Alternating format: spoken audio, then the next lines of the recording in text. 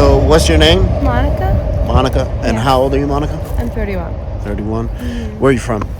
I'm from Northeast, but brought up basically in Bucks County, yeah. Okay. You have any kids? Yeah, I have two. Okay. How old? 7 and 11, just about to be 12. Okay. Boys, girls, A boy and a girl. boy and a girl. Yeah. Nice. How was your childhood growing up? I mean, it was good, you know. I had some bumps and ups and downs like anyone else, and family drama. Was it a two-parent home, one-parent home? Uh, One grandparents. Okay, so your grandparents Yeah. raised you, Mm. and where was your parents? My mother was basically a single mother, and she did everything she can with, her parents. Okay. Was she struggling with addiction at all? No. No. Okay. And your father? Did you have any type of relationship with him or anything? He was in and out. He's an addict as well. Okay. Yeah. And so what was? Do you have a favorite childhood memory or anything like that? I mean, not just, I can't just put one specific, you know. What's the one thing? If I had to ask you, like, what's your favorite childhood memory? One thing that sticks out from your childhood that you love. There's one specific, I don't know why, and it's very random, but it's, I think I was about 3 or 4 years old, and it was Christmas Eve. Christmas Eve is a big, time for us. My grandmother, Yeah. we went to, she said, patelillos and totones, and we, get it all out, like almost like it's snacks, Yeah. You probably know. Yeah. And we got all the goodies, and we are all the kids. We had 20, and now I think we're about to 20, 24 altogether. But at that time, we had 18 grandchildren, and I'm the only girl. Okay. So, oh wow. Yeah, isn't that crazy? Dang. Still to this day, I'm still the only girl cousin. My mom, I have 3 sisters. Okay. So for the cousins, yeah, I'm the only girl. Wow. But we would sit around the tree, and on Christmas Eve, we're all allowed to pick and choose. We did a Pollyannas. I don't know if you know. No. We do like a little drawing of everybody's name, and we pick, and everybody, who you get to, buy that person. Oh, gift. okay, yeah. It's just a little fun Yep. something. But I just we didn't know also by name. do gifts Yeah. for everybody. Cool. But because of the amount of kids and people in the family, it starts to get, great pricey. Yeah. So for that way, everybody gets something. Yeah. So that's how we would do it. It's just a fun little game. So we were doing the gifts, so unwrapping them, and I went to jump behind the tree. I seen a little gift. I thought it was for me, and my mom was sitting in front of the tree handing out gifts, and it fell forward. Christmas tree? Yeah, the entire Christmas tree.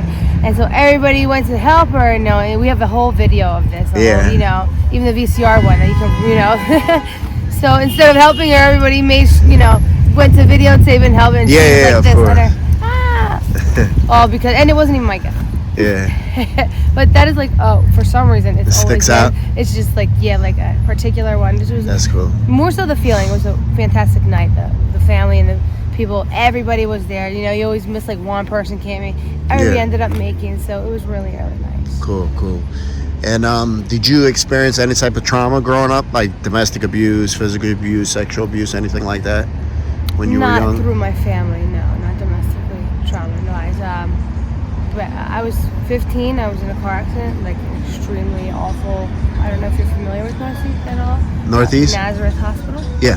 Okay. Well, a taxi cab cut us off the road. My mom had picked me up. I begged her early from school to see. She was 8 months pregnant with my little sister, and I went to see the ultrasound.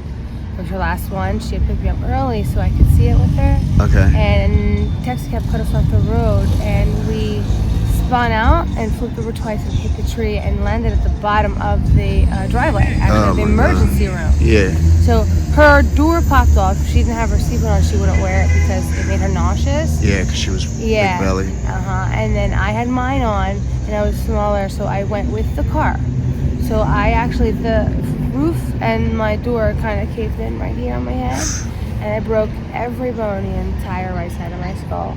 Oh. Yeah, so I had think it was 9 reconstructive surgeries to the whole right side of my face. Have a metal plate in my head. I had 97 stitches and staples, and I was in the hospital for. So you have a lot of scars on your head from that. Yeah. Well, luckily I have a lot of hair. I mean, yeah, that it covers. You can see it. But I didn't wear makeup today. I'm really self-conscious about it, but yeah. I'll show you. All around here, all my orbital bones. Okay, yeah, you can see. All here and in here. They had to cut it out.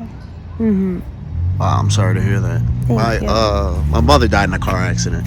Sorry to hear that. So I know, something also that the number one cause of PTSD is car accidents. Oh, is it? Yeah, the number one cause for PTSD is car accidents. It doesn't the PTSD doesn't mean only cars. It could be a specific feeling or something. Yeah. Yep. Yeah, it doesn't have to be just a car that makes me scared Nope, it's just the number one cause. I just learned that maybe about 2 weeks ago. That's why I brought it up. You know what I mean? I was going to say that because I had no idea. Yeah, me either. Until recently I started, because I'd be like, I don't think it affected me because I'm actually great in cars. Yeah. And I love to ride. I grew up now I ride street bikes and things like that. So, but there are certain things that trigger me in my life differently. Yep. That I do think it's because of, it could come from that. I'm sure it definitely comes from that. Yep, sure. So that's a major key you said. What type of, did you have any hobbies or anything like that growing up? Yes. You play any sports or anything? Musician? Yeah, my entire family is musically inclined in some way. I play piano and I sing and I write. Wow. So, dope. Yeah, my grandmother has 12 albums in Puerto Rico. For real? My cousin is just crossing over to English music. His name is Miguel Hernandez. Michael Stewart, he's changed it to for Americans. Wow. And, my grandfather, he plays the timbales, the percussion. Yeah. My mom's a singer. My grandmother, she just recently passed this last summer. Sorry to hear that. How long ago was that? This last summer. I was in rehab. What happened?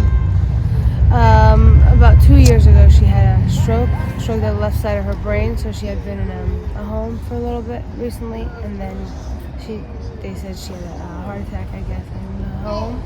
And then when it was the second to last day of my release. I had completed all my programs. Oh, wow. And the rehab had wrote out a letter to my probation officer saying that they say that she's fine and we'll take her and bring her back. Yeah. And she's doing fantastic, yada, yada, yada. And we'll give her, the doctors A-okay and stamp of approval. Yeah. And she said, because I was finishing out my sentence in rehab, I'm still in the care of So if I left there without her permission, she said no, and I left anyway, that it would be if I left jail, if I was I know what you mean, like escape almost. Which is an automatic 2 to 4. Yeah. I said 2 days, so I didn't get to go. Wow, sorry. Thanks. And how long have you been getting high? Oh gosh. I started using, I was about maybe 17, I was partying. Okay. 18. So it started as just partying socially, that type of stuff. Mm-hmm. What type of drugs were you using? I started just using, I would get drunk at a party here or there, and I think it started out with perks. I was always into the opiate feeling. Yeah, the downers. Mm-hmm. And speed. I liked coke. I think coke was the first. Sorry. Okay. And then I remember that night I was too up and I needed and someone told me I could use that because the weed I didn't like the mixture of it. Yeah. Because I smoked weed a lot. Okay. And then when I did the first time I did a perk, that's when I kind of was like, ooh. What age did you start using heroin? 22, I believe. Okay. And what made that transition? Is there anything specific? Yeah, we were selling and using Oxycontin 80s, the green ones. Yeah. And then they discontinued them. And when I wasn't able to get a hold of those, we went to heroin. Yeah. Okay. And how long have you been in your addiction now? Well, I was...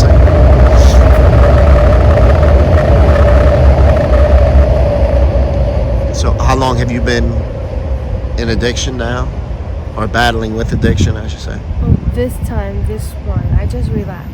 Okay. I was clean for about 9, 10 months, almost 10 months, I believe. Speak up just a little bit. Sorry. I just relapsed, and I was clean for just about 10 months, and Okay. it's the longest clean time I ever had. I was so proud. Yeah. I felt, fantastic. Yeah. And It's a long time, too. You should be proud of yourself. yeah, I mean, I could do more. I should have done more, but, one day at a time. Yep. And But- what do you What? think was the cause of you relapsing and losing those 10 months?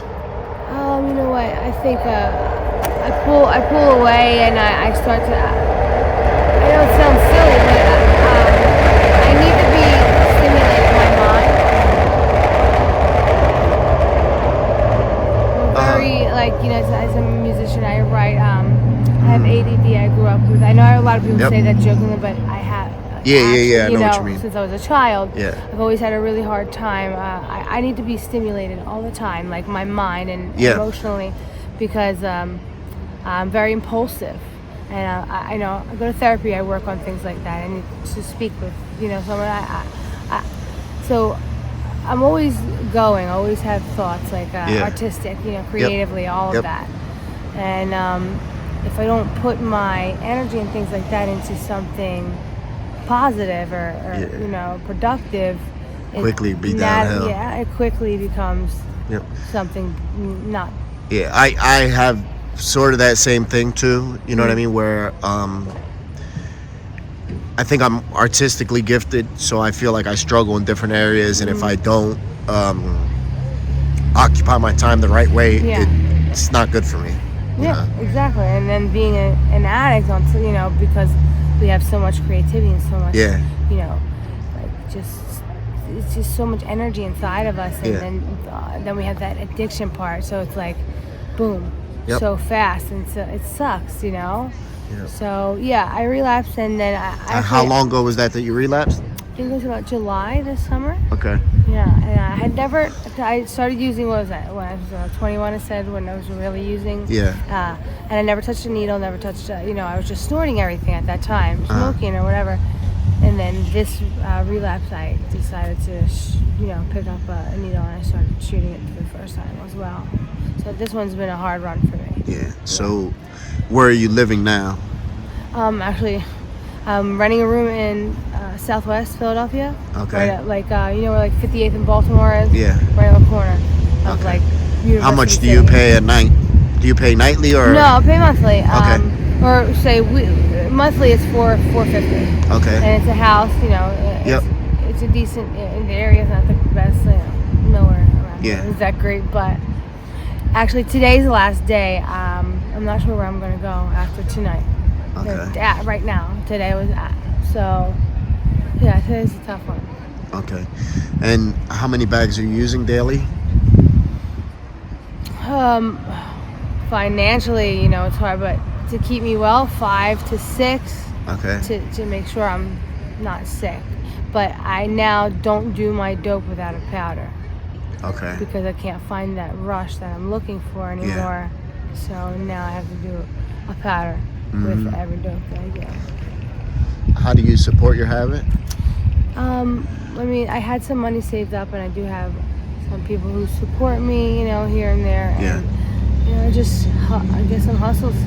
The one thing I can say that I've never done is, and I don't judge anybody, I haven't tricked or, done that. I haven't had to get to that point, and I know that eventually maybe it might, but I don't, I'd like to make sure I stop and get myself back on track before God, all my I nevers come true. Yeah, Because gotcha. everybody says that it will get there, and I've had a few of my I nevers come true, but I don't want to go that far. Yeah. I don't Now, know. I'm sure you get people that offer down here, right? Because all I the think time. a lot of the people automatically assume the women down here that each and every woman That's is what they do. prostituting. You know what I mean? It's crazy. Taking dates. Sometimes I'll just even get to the point where I go to shake my hand, like, "Hi, I'm Monica. I'm not a hooker." Yeah. Like I have You to start my introduce sentence yourself. with, Yeah. So, yeah. I felt bad. I offended. I'm not offended, but I think I heard he was a gentleman, and he was real sweet. I think he was just alone. Maybe he was homeless and he had been, and he just wanted someone to talk to. I think he just wanted company, and he wasn't asking. I was walking with a friend, and he's like, oh, I'm just, sometimes I guess that you need that, that human interaction. Yeah. And he's like, I just like someone to talk to, man. I've been alone. And I was like, dude, I'm not a hooker. And then he looked and he's like, I wasn't saying. You asked me, And I was he like, just wanted to. And then I was like, I'm so sorry. The last two people. I was like, I'm so sorry, Yeah. And I asked him, how are you doing? Yeah. And then when he answered, I was like, because I'm so normal. Yeah, gotcha. Naturally. And then so like I sat down and spoke with him. But yeah, that's like such a common. It's crazy though that is how it is around here. Yeah. Now, if somebody offered you to get treatment, would you take it? Or are you just not at that point yet? I do. I want treatment, absolutely. Okay. What do you think the biggest thing is that stands in the way of you getting treatment? See, I was just saying, I want treatment so bad, and I want to be back, but like I still have that inside me that I want to use. I want to get high. And when I was sick last night, I was crying and saying, what I really want, I don't know if it makes sense. I don't know, maybe I'm not saying it right. I want to like not want that feeling like that. Like I don't understand why I still have I want the treatment. You want that desire to not want to get high. Yeah, I don't understand why I can't get rid of that. I want to not want to use, to feel like I want to use. Yep. If that makes sense. It does. But I don't. That's the part I don't know how. I can go to the program and I can work hard and change my mind, my thoughts, but I can't get rid of that feeling, and I don't know what to do. Gotcha. And is there any questions you have for me or anything? Yeah. Well, where are you from, and what exactly is this for? And... Okay. I'm originally from New York. I used to live in Philly a couple years ago. And I used to be out here getting high myself. I'm coming up September. I'll have 4 years clean. That's amazing. Good for you. Thank you. And I come out here and like I said, we do haircuts and we'll do clothing. And I come out here and interact with people. It helps to keep me clean. Yeah. And I also like allowing people to tell their stories in hopes of humanizing us. Yeah. So many times people see us as just junkies, as just part of the landscape. And, I know that we're much more than that. Yeah. So, it's amazing. Some of these junkies out here actually are some of the most talented. Oh, absolutely. And, absolutely. The most loving and really amazing people. I've met some of the most amazing people out here in this awful world, Yep. But it's true. Yep. So that's why I sort of do what I do. And through the channel that I have and created, the support group is awesome. It's awesome. So this is, I guess what I always say is I want to help build up the places that I once helped to tear down. So this is my way of doing it, just interacting with people, letting everybody know that, the addicts, those of us out here are homeless, people suffering from mental illness, just letting everybody know they're not forgotten, and that we're more than just addicts. We're more than just people suffering from mental health, that type of stuff. Yeah. So that's why, I do what I do. I needed that today, exactly just now. So yeah, I do genuinely. I'm struggling with my spiritual side right now. I'm trying to get back. That was nice, We leave everything and everyone's put, in the path at 100%. It's not accident that, we bump into each other today. I believe. Needed all of this. Don't make me, I want to start crying. Well, here comes the train, but. I feel like when I'm waiting for the train, I actually need it to come. It takes so long. Exactly. I swear, when you run this back, look and count and see how many times I really came, because that was nuts. Yep. Well, I thank you very much for your time. I will keep you in prayer. I hope you know that, you've achieved recovery before, so you can do it again, and you're definitely worth it. And I pray that, that we find our bottom sooner than later, and because that it's not too far. Too late. Yeah, absolutely. and you seem like a really good person. Thank you. So I hope things get better for you, Thank and you so much. I thank you for your time. Thank you. Appreciate it. Yeah, no problem. Absolutely. I needed that.